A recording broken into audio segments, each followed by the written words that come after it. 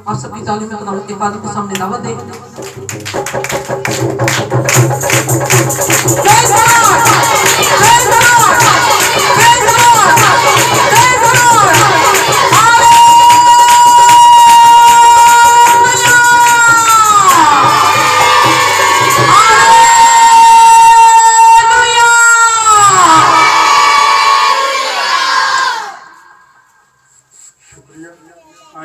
खड़े खड़े अपने ईमान का इकरार करेंगे। मैं ईमान रखता हूँ खुदाए कादिर अपने बाप पर, जिसने आसमान और जमीन को पैदा किया, और इसके इकलौते बेटे हमारे प्रभु यीशु मसीह पर, जो रूह कुद्दूस की कुदरत से पेट में पड़ा, हमारी मरियम से पैदा हुआ, पैंतुस पिलातुस की हुकूमत में दुख उठाया, मसलूब हुआ, मर गया, दफन हुआ, आलमे अरवाह में उतर गया, तीसरे दिन मुर्दों में से जी उठा, आसमान पर चढ़ गया और खुदाए कादिर अपने बाप की दाहिनी तरफ बैठा है, जहाँ से वो जिंदों और मुर्दों की अदालत करने को आएगा। मैं ईमान रखता हूँ रूहुल कुद्दूस पर, पाक आलम की कलीसिया पर, मुकद्दसों की रफ़ाक़त, गुनाहों की माफ़ी, जिस्म के दियोते और हमेशा की ज़िंदगी पर। आमीन। तशरीफ़ रखें।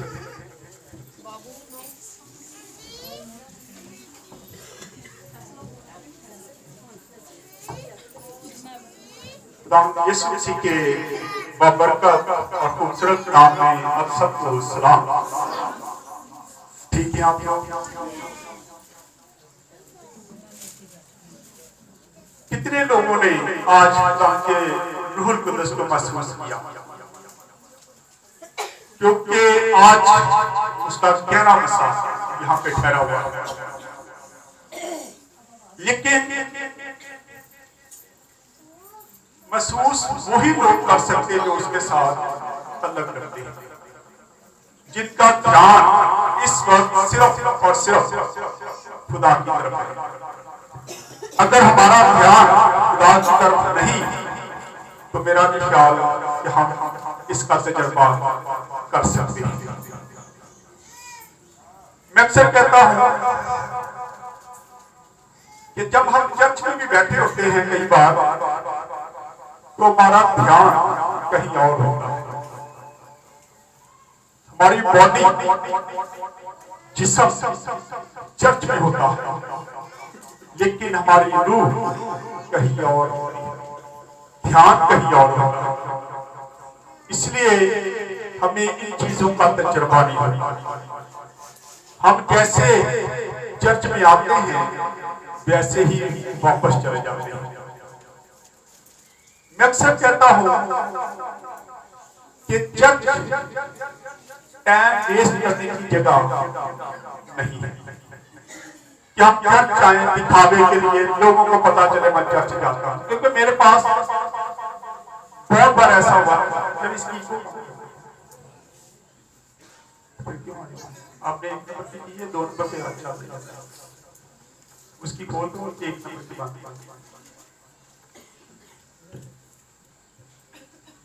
2 नंबर पे आ गया।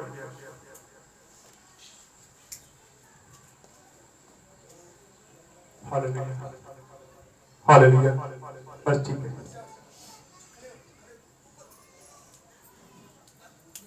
गलती नहीं गई दे दो।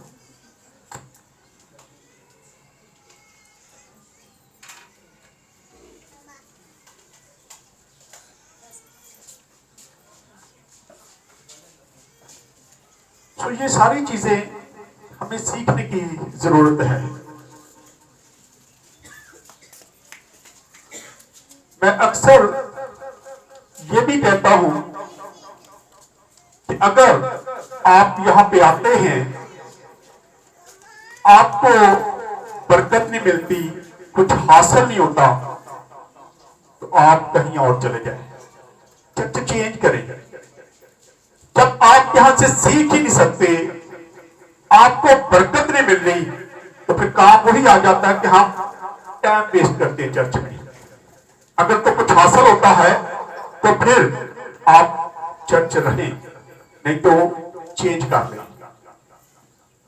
जरूरी नहीं, कई बार हम खानदानी बन जाते, खानदानी चर्च है, वहां से हासिल हो ना हो, हम वो चर्च छोड़ते नहीं, फिर सारी उम्र हमारी जिंदगी वैसी की वैसी ही चलती है। ना बड़ों में कोई फल लगा, ना हम में लगता है। इसलिए जरूरत है कि चर्च टाइम वेस्ट करने के लिए ना जाया करें। किसी भी चर्च जाते हैं फॉर्मेलिटी, मैं अक्सर कहता हूं, कई बार हम मुलाकात के लिए जाते हैं, चलो सारे आए होंगे मिलना के। मैं एक बदरू निकाल रहा था,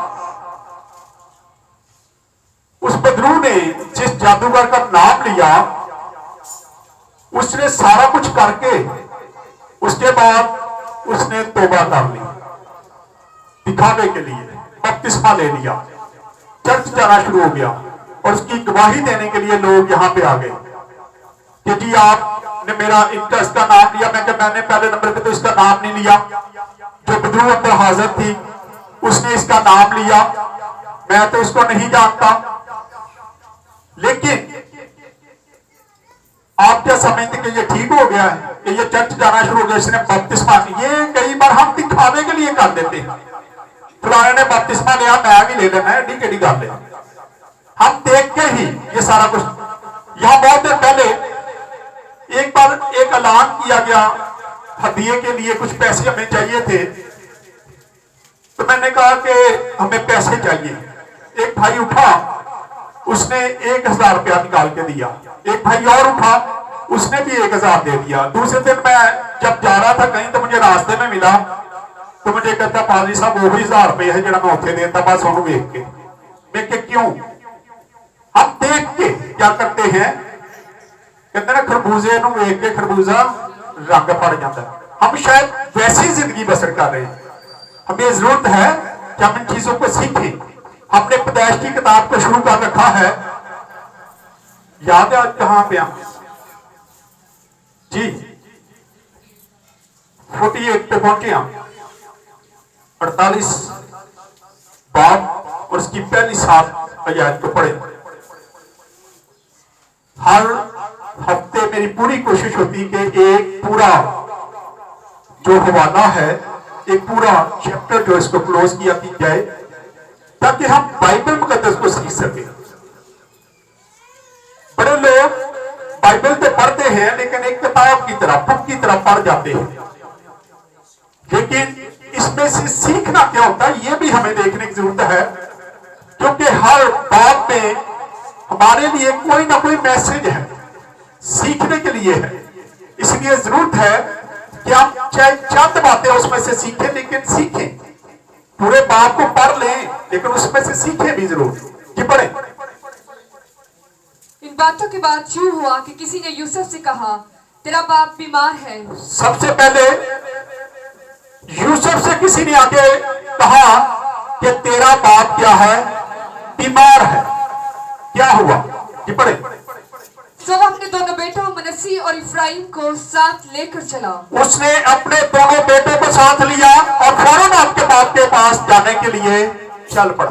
क्या आज दुनियावी तौर पे ले ले, क्या हमारा बाप या मां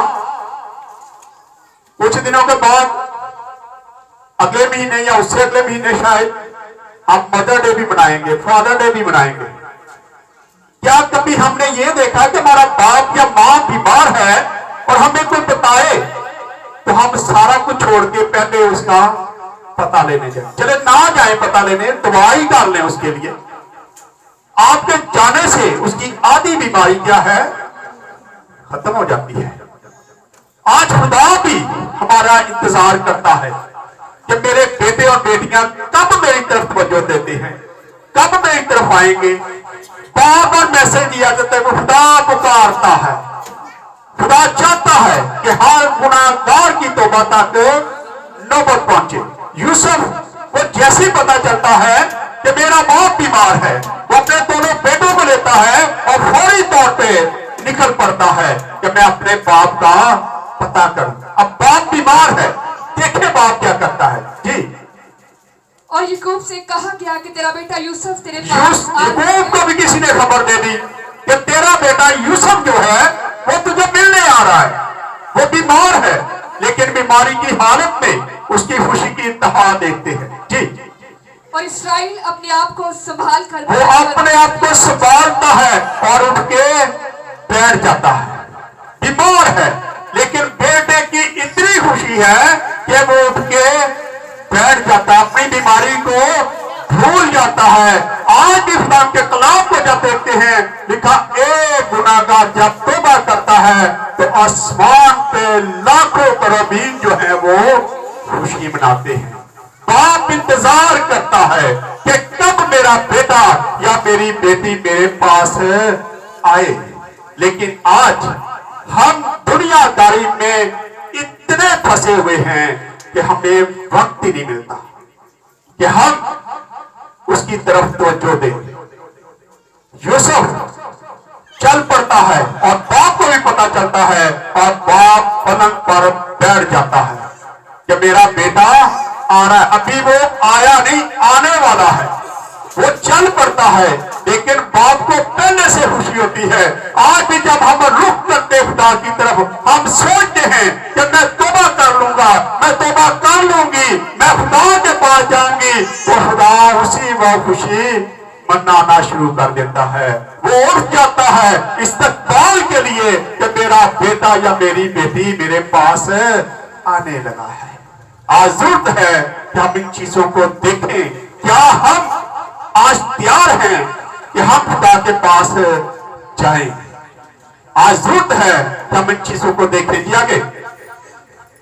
और याकूब ने यूसुफ से कहा कि खुदा का मुतलिक बाप मुझे लूस में जो मुल्क कनान में है दिखाई दिया और मुझे बरकत दी। अब याकूब अपने बेटे को बता रहा है कि खुदा मुझे लूस में मिला और उसने मुझे क्या की? बरकत दी थी। उसने मुझे बरकत दी थी। वो अपनी गवाही पेश करता है। क्या आज हम अपने बच्चों के पास बैठते हैं, रात को गवाही देते हैं कि मेरी जिंदगी में क्या हुआ, मेरी जिंदगी कैसे चेंज हुई, मैं कैसे खुदा के पास आया? क्या आज हम अपने बच्चों को इस बात के लिए करते हैं तैयार? लेकिन आज हमारे पास वक्त नहीं है। हम तो शाम को अगर इकट्ठे बैठ गए तो हर किसी के हाथ में मोबाइल होता है या ड्रामा लगा होता है, सारे उसमें मगन होते हैं। हमने क्या गवाही देनी है, हमने क्या अपने बच्चों को तैयार करना है? याकूब कहता है कि लूज में मुझे खुदा मिला और उसने मुझे बरकत दी। बताने का मकसद था कि तू भी खुदा के साथ वफादार रहेगा तो खुदा तुझे भी बरकत देगा। आज जरूरत है हम अपने बच्चों को सिखाएं। हम दुनिया में फंसे हुए हैं। मैं अक्सर देखता हूं छोटे छोटे बच्चों के हाथों में मोबाइल है। कहो ना वो जी देखो छोटा जा बच्चा किवें वो भाई साहब ਇਹਦੇ ਤੇ ਬਗੈਰ ਦਾ ਗੁਜ਼ਾਰਾ ਹੀ ਨਹੀਂ। ਇਹਨੂੰ ਦੇ ਦਿਓ ਤੇ ਦੁੱਧ ਪੀਂਦਾ, ਇਹਨੂੰ ਦਿਓਗੇ ਤੇ ਸੌਵੇਗਾ, ਇਹਨੂੰ दोगे तो यह काम करेगा। क्यों हम इस चीज पे लग गए हैं? पहले जमाने में लोग लोरी सुनाते थे। मैं ऐसी माँ को भी जानता जो अपने बच्चों को गीत सुना के सुलाती थी, गीत गाती थी तो बच्चे सो जाते हैं। लेकिन आज बच्चे जो हैं वो मोबाइल के बाद बगैर नहीं सोते, दूध भी नहीं पीते। आज अक्सर बात की जाती थी ये पौध ही ऐसी है, दौर कंप्यूटर होता है। लेकिन ये कौन सिखा रहा है हमें? कौन सिखा रहा है? कि हम इस दौर में चले गए हैं, हम पुराना दौर भूल गए हैं। इसका मतलब है खुदा चेंज हो गया है। खुदा ला तब्दील खुदा है। वो अपने वादे के मुताबिक अब तक यकसा खुदा है। वो चेंज होने वाला नहीं है। हम चेंज होते जा रहे हैं। आज जरूरत है कि जब शाम को बैठते कम से कम 1 घंटे के लिए अपने बच्चों में बैठ के अपने बच्चों को सिखाएं। फिर देखिए आपके बच्चे कैसे चेंज होंगे। आज हमारे बच्चे नाफरमान हैं, हमारी बात नहीं सुनते, नशे की तरफ चले गए हैं। ये हमारी अपनी गलतियां हैं। फिर ब्लेम किसको दिया जाता है? इब्लीस। इब्लीस का नाम लग जाता है। इब्लीस ने ये फंसाता है। ये नहीं पता कि हमने खुद इसे फंसाया। एक बार मैं एक बजून गा रहा था तो कोई बात हुई, उसके घर वालों ने कहा जी इससे ये भी बात पूछे, इसने ये तो नहीं किया। तो जब मैंने पूछा तो कहते सारे काम मैं ही करना है, मैं ही सारे काम करना है, मैं जो करता मैं बताता हूं, लेकिन ये काम मैंने नहीं किया। कई बार हम सारा कुछ इब्लीस पे डालने की कोशिश करते हैं, लेकिन उसमें गलतियां हमारी अपनी होती हैं। अगर आप बचपन से बच्चों को सिखाना शुरू करें, मोबाइल का लाड ना देखें। मैं बहुत सारे घरों में जाता हूँ। पिछले दिनों में एक फैमिली में इबादत करने गया, शुक्रगुजारी की इबादत थी। अब जितने वहां पे बच्चे थे वो मोबाइल पे लगे थे। हम इबादत कर रहे थे, बच्चे मोबाइल पे लगे हुए थे। फिर मैंने सख्त मैसेज दिया, सख्त कलाम सुनाया, क्योंकि आपको पता है मेरी आदत है, मैं डरता नहीं। दोबारा मुझे कोई बुलाए ना बुलाए, मुझे इसकी परवाह नहीं है। जो खुदा का कलाम मुझे बताएगा उसके मुताबिक मैं आपकी तरबियत जरूर करूंगा। लिखा है कहता है कि मैं तुम्हें गुस्सा दिलवाने के लिए ये बातें नहीं करता, बल्कि अपने फर्जंद जानकर मैं तुम्हें क्या करता हूं, ये बातें तकबीर करता हूं। खुदा के खादम जो सख्त मैसेज देते हैं, समझ लेना उतना ही आपसे प्यार करते हैं। अगर खादम प्यार ना करे, कहता जान सानू की। मैं खादम को जानता, मैंने उसे कहा कि भाई साहब यहाँ पे हम इबादत शुरू करते हैं, शफाइया आपकी जो यहाँ के लोग हैं कलीसिया के बड़ी दूर जाते हैं, तो हम क्यों ना यहाँ पे शुरू कर दें। उसने कहा जी छठों पर इन्होंने हाथ दे नहीं सीधे हो सकते। हम ये बात कहते हैं, आज जरूरत है कि हम बच्चों को सिखाएं, और जब हमारे बच्चे सीख जाएंगे तो कभी भी वो नाफरमान नहीं होंगे। इसलिए जरूरत है, यहाँ पे देखते हैं कि ये को अपने बेटे को बताता है कि मुझे खुदा ने बरकत दी थी। जी पढ़े। और उसने मुझसे कहा मैं तुझे बरामद करूंगा और बढ़ाऊंगा, और तुझसे कौमों का एक जुमरा पैदा होगा जी, और तेरे बाद ये जमीन तेरी नस्ल को दूंगा ताकि ये उनकी दायमी मलकियत हो जाए।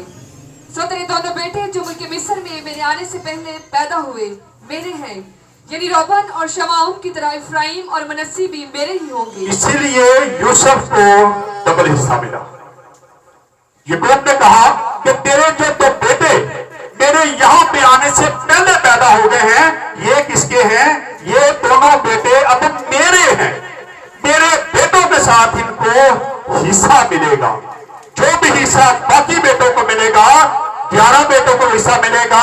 बार बार तू है, इसलिए तेरे बेटों को भी हिस्सा मिलेगा। और इस तरह यूसुफ के पास 2 हिस्से जाते हैं। खुदा आज भी जो लोग वफादार हैं उनको डबल बरकत देता है। वो बरकत डबल पा लेते हैं जो खुदावंद के साथ वफादार हैं, जो वफादारी नहीं दिखाते, जो लालच में आ जाते हैं, जो हसद करते हैं, जो तफरीके पैदा करने की कोशिश करते हैं, वो हमेशा खाली हाथ ही रहते हैं। आज जरूरत है कि हम डबल हासिल करने के लिए खुदावंद के साथ वफादारी दिखाएं। कहता ये दोनों बेटे आज से किसके हैं? मेरे हैं। हाँ जी, इसके बाद जो औलाद पैदा होगी वो तेरी कहलाएगी।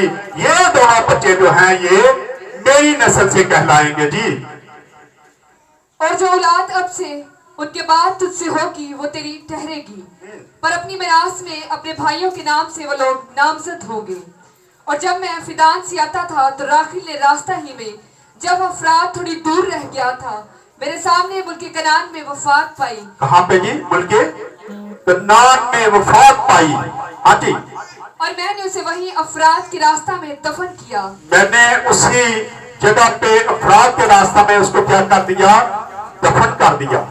ये पैदाइश पे मर जाती है, लेकिन अक्सर जब हम खुदा यीशु मसीह के बारे में पढ़ते हैं तो जब बच्चों को कत्ल किया गया तो उस वक्त कहा गया कि राखल तसल्ली नहीं पाती, वो रोती है क्योंकि उसको कौम का दर्द था। इसलिए वो रोती है। लिखा है कि वो वहां पे मर गई और फिर क्या हुआ? बैतलहम वही है। फिर इस्राएल ने यूसुफ के बेटों को देखकर पूछा, ये कौन है? यूसुफ ने अपने बाप से कहा, ये मेरे बेटे हैं जो खुदा ने मुझे यहाँ दिए हैं। उसने कहा, उनको जरा मेरे पास ला, मैं उनको बरकत दूंगा। लेकिन इस्राएल की आंखें बुढ़ापे के सबब से धुंधला गई थी। उसकी आंखें बुढ़ापे की वजह से धुंधला गई थी, उसको ठीक नजर नहीं आता था कि और उसे दिखाई नहीं देता था। सो यूसुफ उनको उसके नजदीक लाया। तब उसने उनको चूम कर गले लगा लिया। और इस्राएल ने यूसुफ से कहा, मुझे तो ख्याल भी ना था कि तेरा मुंह देखूंगा।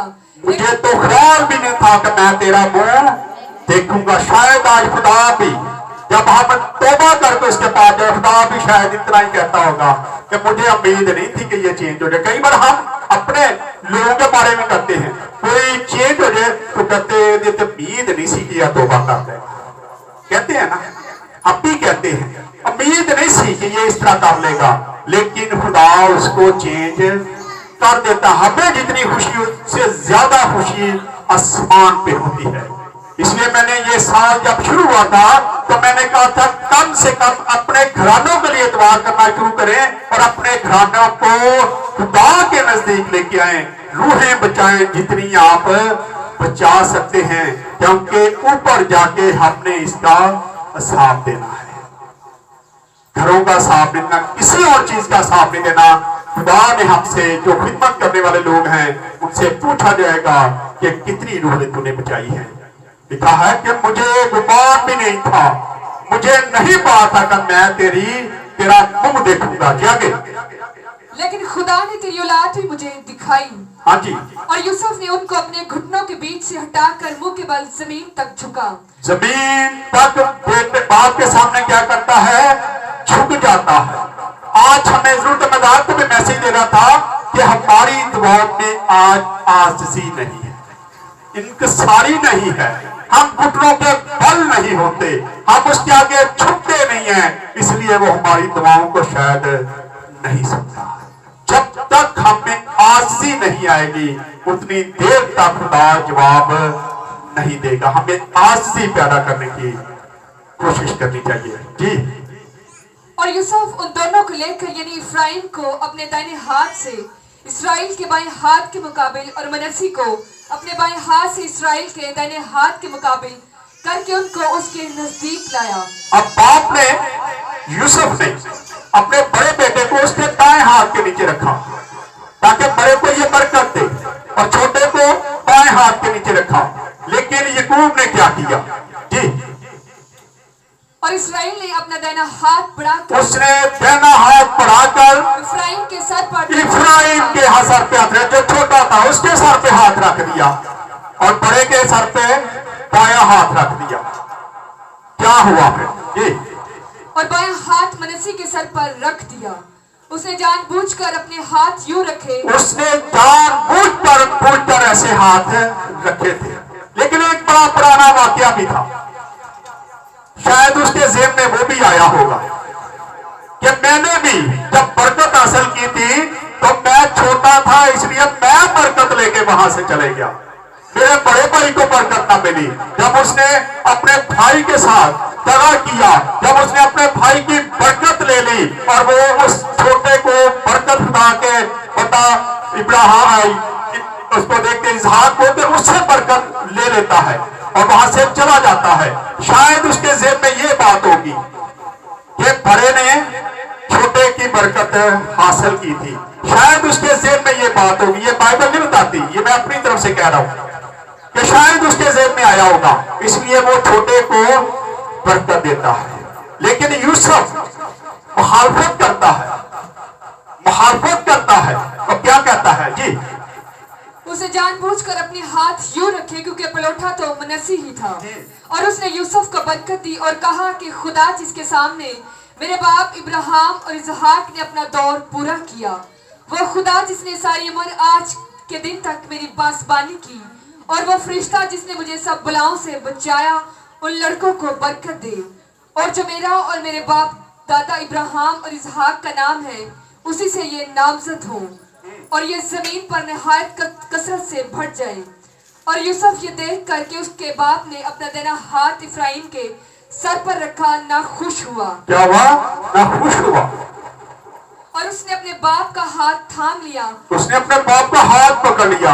ऐ बाप ऐसा ना कर, क्योंकि छोटा ये है, ये तो बड़ा है, तो बरकत गलत दे रहा है, तू क्यों इसको बरकत देने लगा है? लेकिन खुदा की मर्जी है, आज खुदा छोटा बड़ा नहीं देखता।